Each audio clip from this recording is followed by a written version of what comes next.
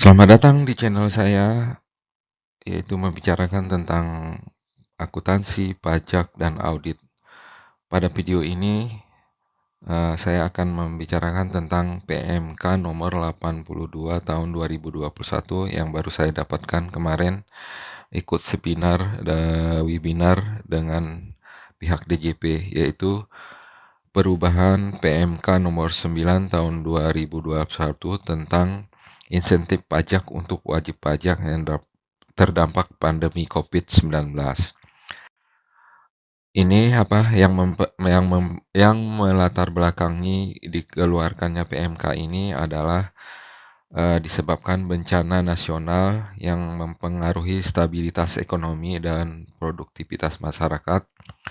Untuk itulah maka pemerintah melakukan perpanjangan waktu insentif perpajakan bagi yang terdampak COVID-19.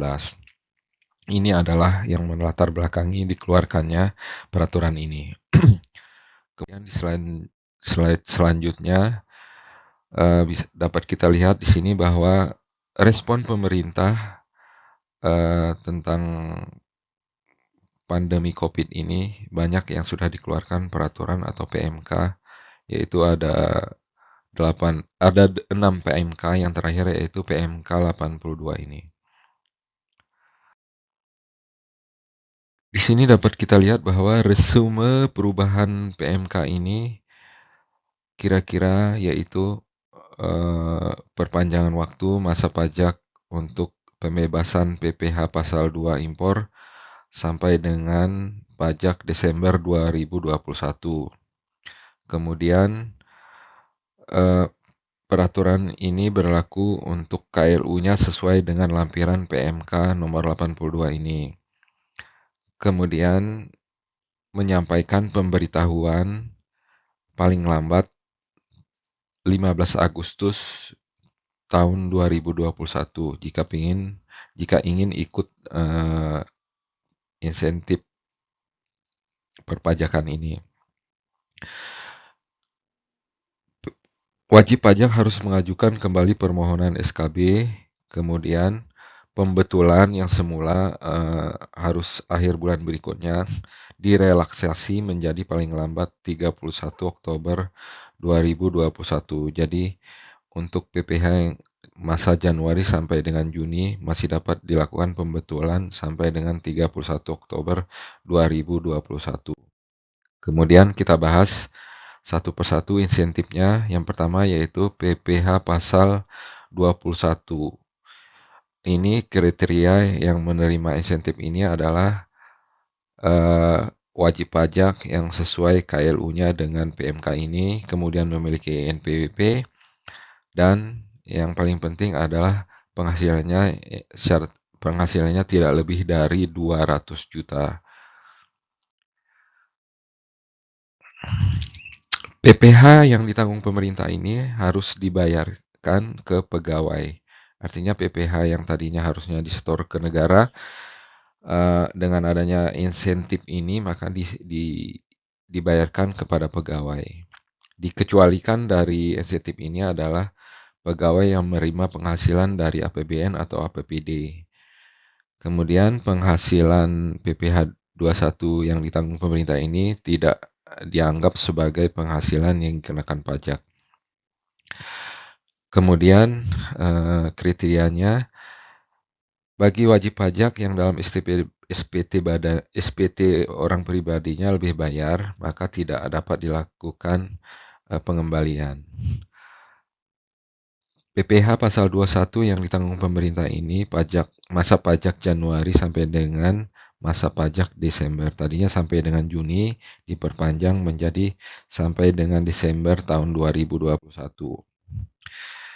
Pemanfaatan insentif ini harus menyampaikan pemberitahuan kembali ke www.pajak.co.id. Kemudian wajib pajak yang ada berstatus pusat dan daerah yang mengajukan cukup hanya pusat saja. Ini berlaku untuk pusat dan cabang. Insentif ini berlaku sampai dengan masa pajak Desember 2021. Untuk memanfaatkan insentif masa pajak Juli, pemberi pajak harus menyampaikan pemberitahuan atau permohonan paling lambat 15 Agustus tahun 2021. Pemberi kerja harus menyampaikan laporan seperti masa-masa sebelumnya ke saluran pajak.go.id, kemudian membuat SSP, kemudian harus menyampaikan laporan masing-masing ya, pusat dan cabangnya. Jadi kalau untuk laporannya masing-masing, tapi pengajuannya cukup pusat saja. Itu pelaporan paling lambat tanggal 20 bulan berikutnya. Kemudian ya jika melebihi batas waktu tersebut, jadi tidak dianggap memanfaatkan insentif ini. Kemudian kalau melakukan pembetulan itu paling lambat pada akhir bulan berikutnya. Sedangkan untuk masa pajak Januari sampai dengan Juni 2001 itu masih bisa dibetulkan paling lambat 31 Oktober tahun 2021. Kemudian lanjut ke itu wajib pajak PPh Final. Itu sesuai dengan peraturan pemerintah nomor 23 tahun 2018. Ini juga eh, dapat insentif tidak perlu menyetorkan PPh Final 0,5%-nya jika peredaran brutonya sesuai dengan peraturan ini. PPh Final yang ditanggung pemerintah ini sesuai dengan PMK ini berlaku sampai dengan masa pajak Desember tahun 2021. Jika wajib pajak ini bertransaksi dengan pemotong atau pemungut, cukup menyerahkan fotokopi surat keterangan bebas PPh.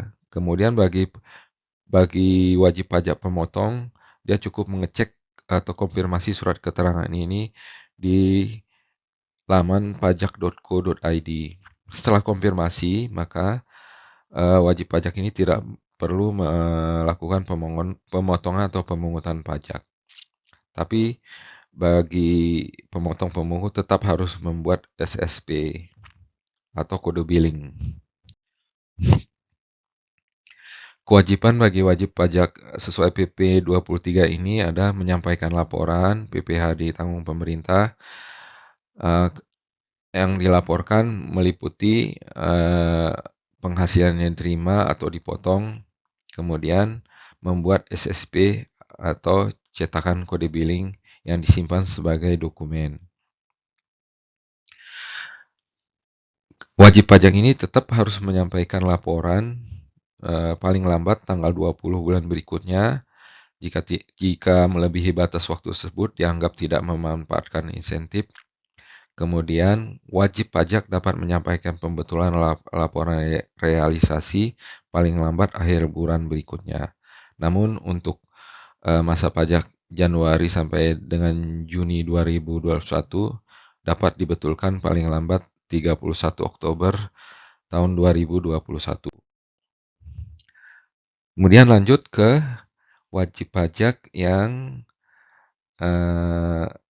menerima penghasilan dari jasa konstruksi, yaitu pasal 4 ayat 2. Itu untuk wajib pajak yang terdiri dari perkumpulan petani pemakai air, gabungan perkumpulan petani pemakai air, induk perkumpulan petani pemakai air. Ya, ini tidak perlu yang menerima penghasilan jasa konstruksi yang dilakukan oleh perusahaan-perusahaan ini dapat mengikuti insentif ini. Wajib pajak P3TGAI ini yang PPh-nya ditanggung pemerintah diberikan sejak masa Januari sampai dengan masa pajak Desember 2001. Jadi pemotong pajak yang melakukan pembayaran tidak melakukan pemotongan PPh final. Seperti yang PPh lainnya juga harus melaporkan realisasi PPh ditanggung pemerintah, kemudian membuat SSP, laporan realisasi disampaikan paling lambat tanggal 20 bulan berikutnya. Jika tidak atau terlambat, berarti dianggap tidak memanfaatkan insentif ini. Kemudian pembetulan paling lambat akhir bulan berikutnya, sementara untuk pembetulan masa Januari sampai Juni dapat dibetulkan paling lambat 31 Oktober tahun 2021. Kemudian juga untuk insentif PPh pasal 22 impor, ini kriterianya sesuai dengan KLU lampiran PMK, mengajukan permohonan surat keterangan bebas. Oke, pembebasan ini sampai dengan masa 31 Desember 2021. Kemudian wajib melaporkan realisasi pembebasan PPh pasal 22 impor ini setiap bulan paling lambat tanggal 20 bulan berikutnya. Nah, kemudian lanjut kita ke insentif PPh pasal 25. Ini juga bagi wajib pajak yang sesuai dengan KLU dalam lampiran PMK ini. Menyampaikan pemberitahuan pengurangan sampai sebesar 50% dari angsuran yang terutang. Kemudian juga harus menyampaikan pemberitahuan melalui saluran www.pajak.go.id untuk memanfaatkan insentif sejak pajak masa Juli 2021, paling lambat tanggal 15 Agustus tahun 2021. Baik, terus selanjutnya juga harus menyampaikan laporan realisasi besarnya pengurangan angsuran ini paling lambat tanggal 20 bulan berikutnya. Oke, yang terakhir adalah insentif pajak terkait pengembalian pendahuluan PPN. Ini syarat-syaratnya adalah bagi wajib pajak yang KLU-nya sesuai PMK, kemudian penyampaian lebih bayar atau restitusi paling banyak itu 5 miliar. Kemudian dalam SPT-nya telah menyontreng memilih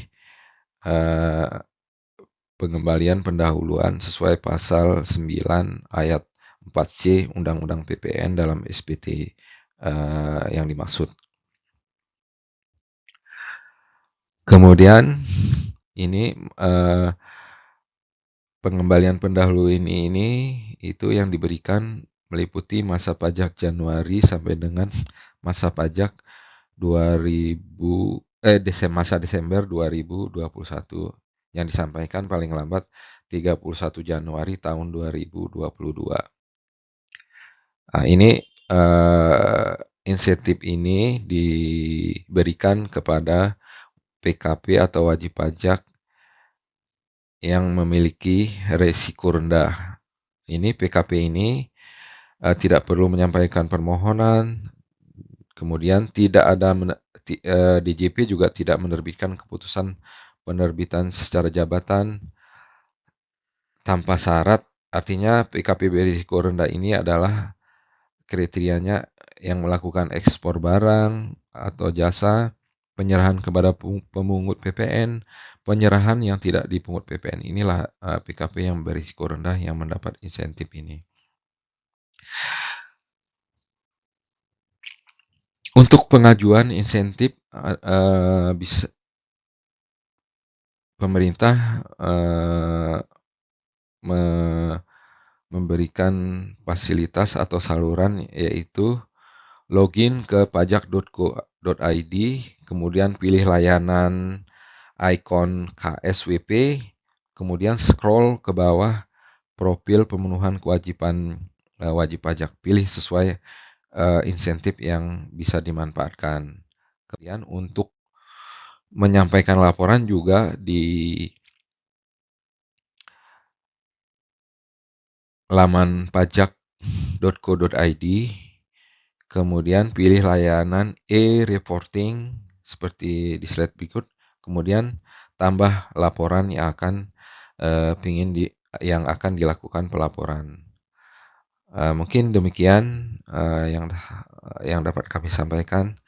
Terima kasih, tetap jaga kesehatan, semoga bermanfaat.